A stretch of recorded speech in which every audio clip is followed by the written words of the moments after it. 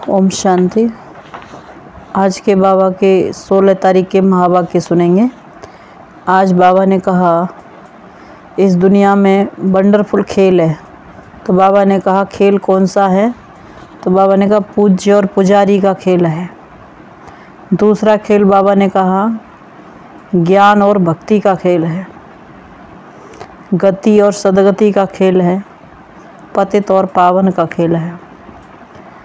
तो बाबा ने कहा ये दुनिया, ये खेल जब पूरा होगा, ये दुनिया ख़त्म होगी, बाबा ने कहा तो पतित पने की कोई भी निशानी इस दुनिया में नहीं रहेगी। फिर बाबा ने कहा नया खेल शुरू होगा, वो रिपीट होगा।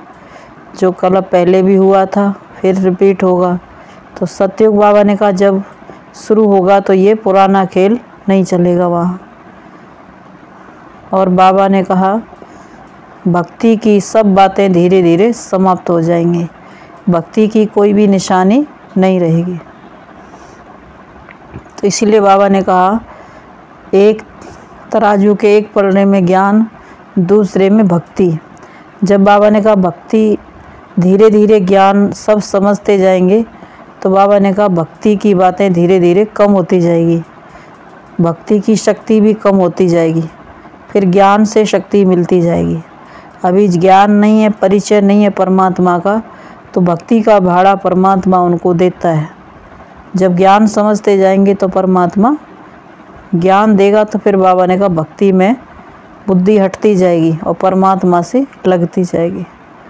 और बाबा ने कहा सभी धर्म वाले तो इस ज्ञान को समझ नहीं सकते।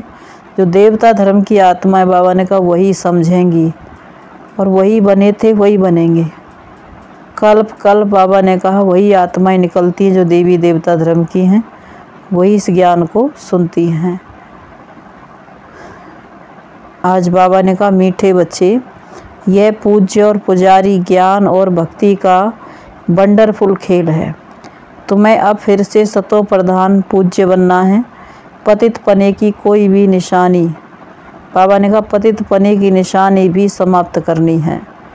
प्रश्न बाप जब आते हैं तो कौन सा एक तराजू बच्चों को दिखाते हैं? तो बाबा ने कहा ज्ञान और भक्ति का तराजू, जिसमें एक पुर पलड़ा बाबा ने कहा ज्ञान का, दूसरा भक्ति का। अभी ज्ञान का पुर हल्का है, भक्ति का भारी है। धीरे धीरे ज्ञान का पुर भारी होता जाएगा। फिर सतयुग में केवल एक ही पुर होगा। बाबा ने कहा वहाँ इस तराजू की दरकार नहीं है। ओम शांति। रूहानी बाप मीठे मीठे रूहानी बच्चों को ज्ञान और भक्ति का राज समझा रहे हैं। यह तो सभी बच्चे जानते हैं। बरोबर बाप आए हुए हैं और हमको फिर से पूज्य देवी देवता बना रहे हैं। जो आसुरी संप्रदाय बन गए हैं वह अब फिर से देवी संप्रदाय बन रहे हैं, अर्थात अब भक्ति का चक्र पूरा हो गया। यह भी अब मालूम हुआ है कि भक्ति कब से शुरू हुई, रावण राज्य कब से शुरू हुआ, कब पूरा होता है। फिर रावण राज्य, बाबा ने कहा फिर राम राज्य कब से शुरू होगा। तुम बच्चों की बुद्धि में वर्ल्ड की हिस्ट्री ज्योग्राफी है। बरोबर 4 युग हैं। अभी संगम युग का चक्र का खेल चल रहा है। यह बाबा ने कहा हम सब बच्चों की बुद्धि में बैठा है। किसकी बुद्धि में बैठा हुआ है? किसकी बुद्धि में बैठा है? हम प्रजापिता ब्रह्मा मुख वंशावली ब्राह्मणों की बुद्धि में बैठा है। किसका नाम तो कहेंगे ना, सिवाय ब्राह्मणों के और कोई नाम नहीं निकाल सकते। ये खेल ही ऐसा बना हुआ है। ब्राह्मण फिर देवता क्षत्रिय, ऐसे ये चक्र फिरता रहता है। तुम बच्चे अब याद की यात्रा सीख रहे हो अथवा पति से पावन बन रहे हो। समझाना भी ऐसे ही होता है। अभी हम राम राज्य की स्थापना कर रहे हैं तो ज़रूर पहले रावण राज्य है। यह भी सिद्ध होता है। अभी रावण राज्य है तो झाड़ बहुत बड़ा है। अभी हम पूज्य देवी देवता धर्म की स्थापना कर रहे हैं तो पुराना झाड़ खलास हो, नए झाड़ की स्थापना हो रही है। यह भी हिसाब किताब बच्चे समझते हैं। हम स्वयं पूज्य सतो प्रधान थे, फिर 84 जन्म बाद तमो प्रधान बने हैं। पूज्य से पुजारी बने हैं, फिर से रिपीट करना पड़ेगा। यह तो सहज समझने का है कि चक्र कैसे फिरता आया है। जैसे एक्टर्स शुरू से लेकर पिछाड़ी तक पार्ट बजाते हैं ना, तो यह है बेहद का राज। ज्ञान और भक्ति का राज बुद्धि में अच्छी रीति जम गया है। हम ही पूज्य सतयुगी देवता थे, फिर हम ही सीढ़ी उतरते पुजारी बने हैं। रावण राज्य कब से शुरू हुआ, पूरी तिथि तारीख तुम जानते हो। हमने ऐसे ऐसे पुनर्जन्म लिया। पहले हम सूर्यवंशी देवी देवता थे, फिर चंद्रवंशी बने, अब फिर ब्राह्मण वंशी बनकर फिर हम देवता बनते हैं। अभी तुम ब्राह्मण वंशी व ईश्वरी वंशी हो। तुम सब जानते हो हम सब ईश्वर की संतान हैं, इसलिए वरदर्श कहते हैं। वास्तव में हैं तो सब वरदर्श। मूल वतन में फिर पार्ट बजाने के लिए नीचे आना पड़ता है।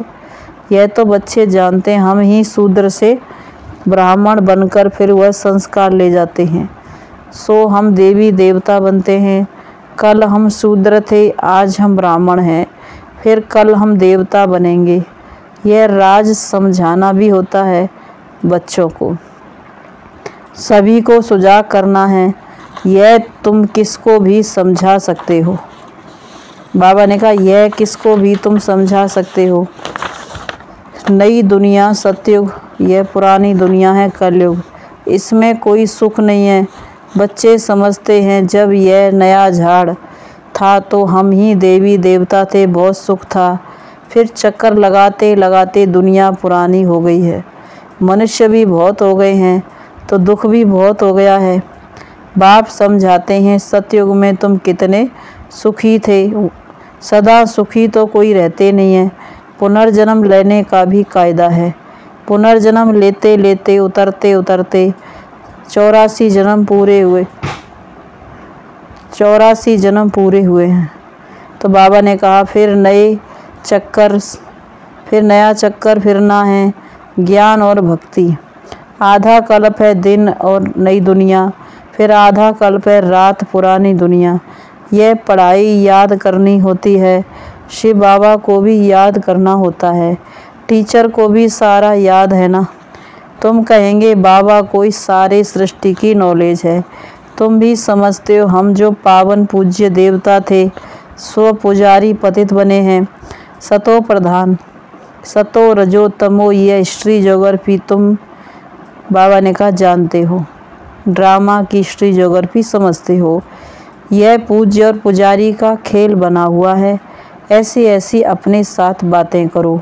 सतो प्रधान बनने के लिए मुख्य है ज्ञान और योग। ज्ञान है सृष्टि चक्र का और योग से तुम पावन बनते हो।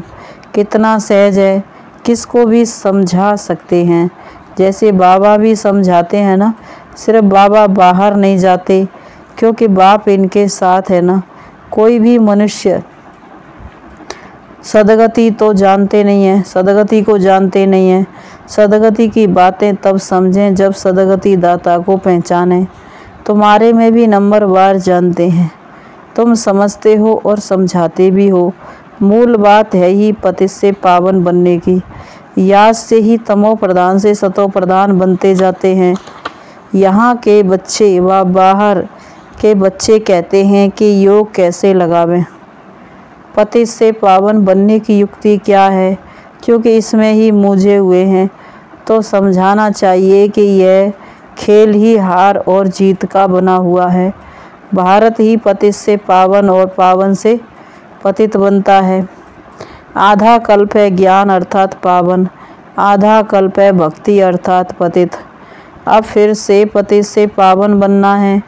ये याद की यात्रा प्राचीन बहुत नामी ग्रामी है। वह तो जिस्मानी यात्राएं जन्म जन्मांतर करते नीचे गिरते गए हैं। ऐसे नहीं कि उनसे पावन बने हैं। पावन बनाने वाला है ही एक बाप। वह एक ही बार आते हैं। शिव बाबा का पुनर्जन्म नहीं कहेंगे। मनुष्य को ही 84 के चक्र में आना है। बाबा कहते हैं ये कहानी बहुत ही सहज है। बाबा ने कहा सिर्फ कैरेक्टर ज़रूर बदलना चाहिए। जब तुम देवताएं थे तो तुम्हारा फर्स्ट क्लास कैरेक्टर था। फिर धीरे धीरे तुम्हारा कैरेक्टर बिगड़ता गया। रावण राज्य में तो अभी बिल्कुल ही बिगड़ गया है। आधा कल्प भक्ति मार्ग में पतित बनने से हाहाकार मच गया है। पावन शिवालय से फिर पतित वैश्यालय बन जाता है। रावण ने जीत पा ली। कोई कोशिश ही नहीं करते कि राम राज्य कैसे बने। बाबा ने कहा रावण ने जीत पा ली है, कोई कोशिश ही नहीं करते कि राम राज्य कैसे बने। बाप को ही आना पड़ता है, यह भी ड्रामा बना हुआ है। रावण राज्य में हम गिरते आए हैं, अब फिर चढ़ना है। बाप आकर जगाते हैं, क्योंकि सब भक्ति मार्ग में सोए पड़े हैं। बाप आए हैं तो भी सोए पड़े हैं। बाप आते ही हैं पिछाड़ी में, जब सब अज्ञान की नींद में सोए हैं। जैसे बाप ज्ञान का सागर है, सृष्टि के आदि मध्य अंत को जानते हैं। तुम भी जानते हो, इतने सब बच्चे बाप से सीखते हैं ना। एक बाप से ही सीख कर फिर वृद्धि को पाते जाते हैं।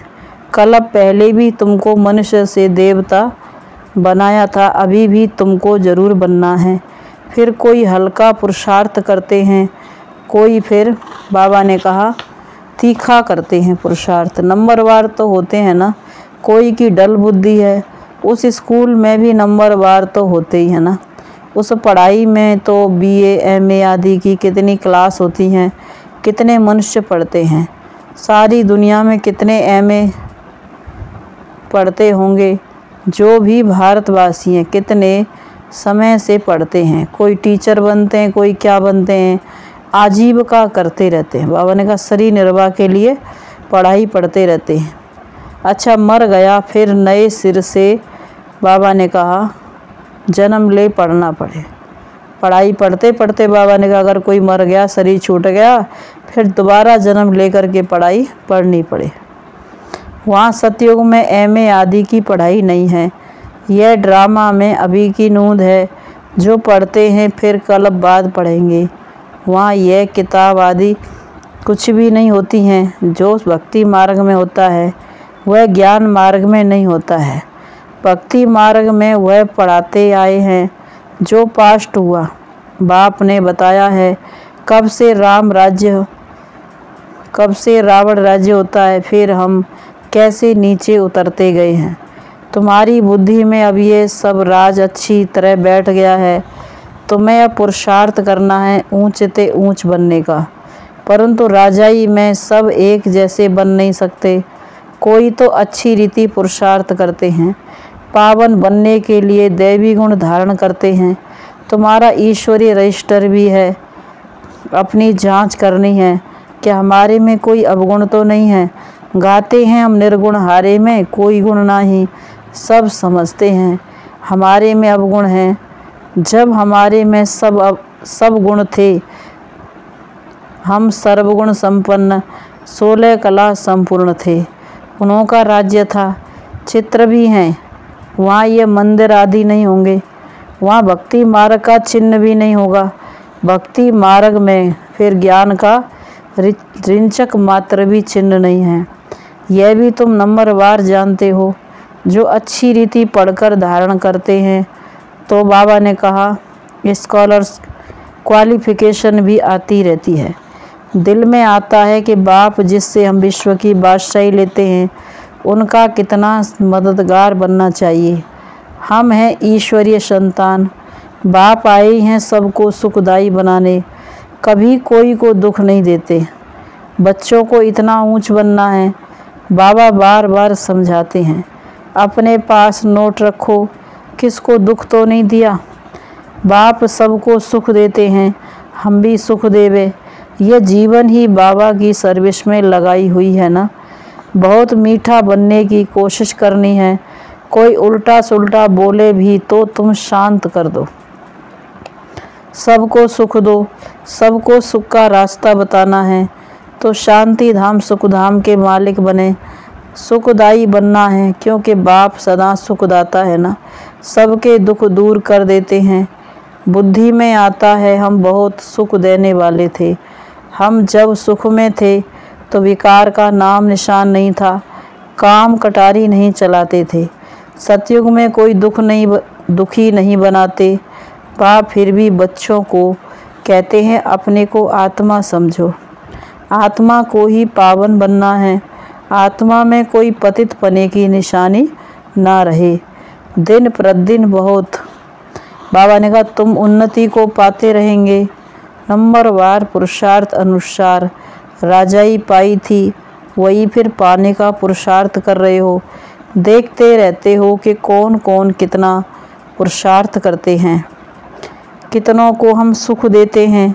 बच्चे जानते हैं सतयुग में हम कोई को दुख नहीं देंगे।